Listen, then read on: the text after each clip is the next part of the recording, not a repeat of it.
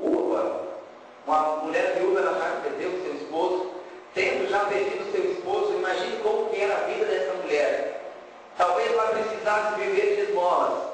Talvez, ainda com seu filho, não. Mas, agora que ela perdeu o seu filho, o que ela ia fazer da vida? O que ela ia trabalhar, já que as mulheres, principalmente naquela época, eram totalmente discriminadas. O trabalho delas não era o mesmo trabalho de um homem. Ela não ia ganhar o mesmo salário de um homem. Como que ela ia se sustentar-se a si mesma? Tendo perdido o marido uma vez e agora perdido o único filho. Aquela mulher estava simplesmente desesperada.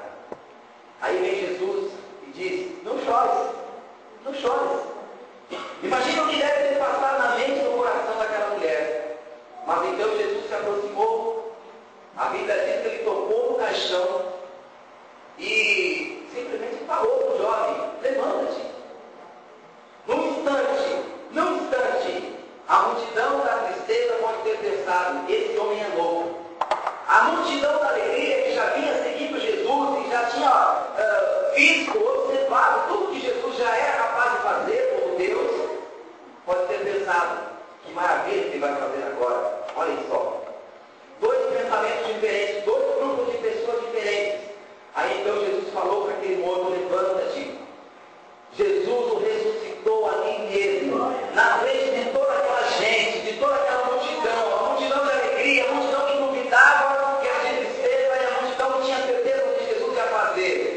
Ele não ressuscitou aquele jovem levantou-se e começou a falar. O espanto de muitas pessoas em ver o jovem levantar e começar a falar. Jesus, antes da vinda de Jesus, antes do anúncio do nascimento de Jesus por João Batista, ou do ministério de Jesus por João Batista, os irmãos muitos aqui sabem que por 400 anos Deus não havia falado nada para o povo, não havia levantado profeta nenhum para falar ao povo. E daí, aí entra aquilo que eles disseram no versículo 16, que os irmãos podem ver. Todos ficaram cheios de temor e louvaram a Deus.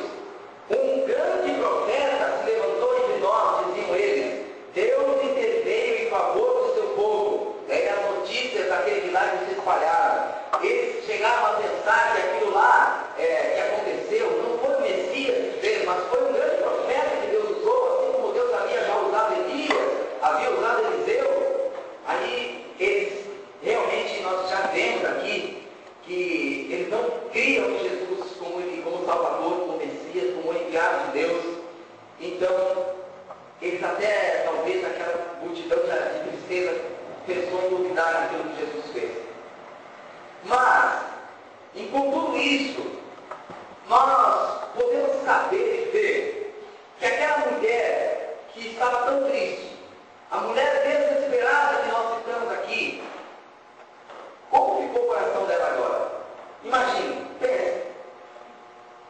Ela, aqui diz também no texto que Jesus entregou o jovem para ela. Diz ali, versículo 11, 12, 13, 14, 15. E entregou a sua mãe. Quando fala isso, aquela mulher recebeu um filho que tinha morrido. As esperanças dela tinham se perdido.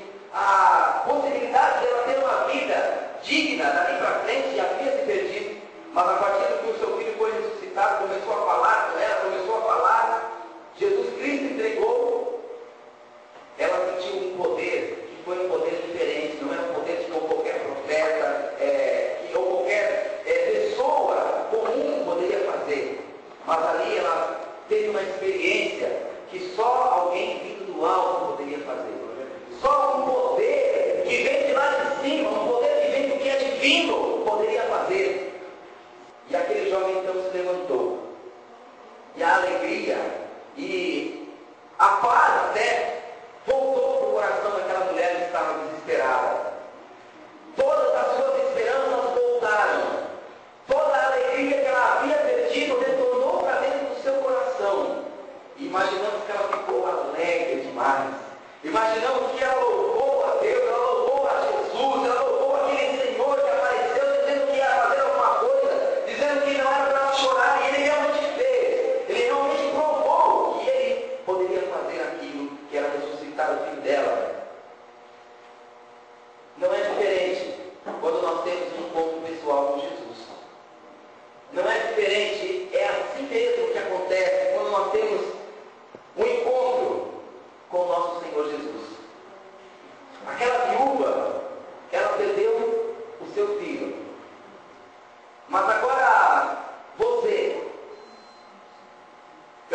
convidar você a olhar agora para dentro de você, para dentro do seu coração, para o interior da sua mente, para o interior da sua alma agora.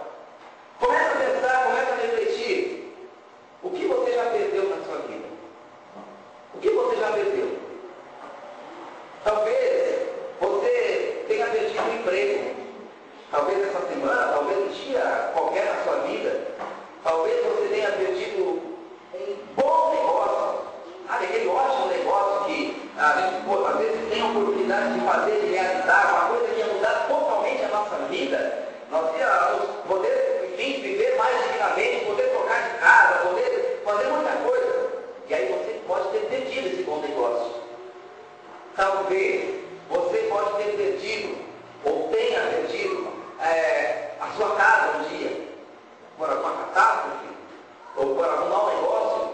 Talvez tenha perdido o carro, talvez você tenha perdido a sua família algum dia, e já não tem mais ela.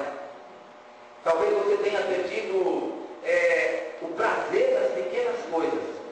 Sabe quando a gente chega cansado do trabalho, e aí chega em casa e tem uma xícara de café para tomar, tem um chazinho, talvez um dia que está frio, talvez tenha lá um refresco para você tomar quando você chega cansado, tem o seu chuveiro instalado, bonitinho lá, para você tomar um banho, se refrescar depois do emprego, depois do trabalho. São pequenas coisas que alegram a vida humana. Talvez você tenha perdido o prazer nelas. Talvez você tenha perdido a vontade de viver. Talvez você tenha algum dia dito o seguinte: eu não quero mais viver nessa terra. Eu não mereço estar aqui. Ninguém mais dá importância para mim.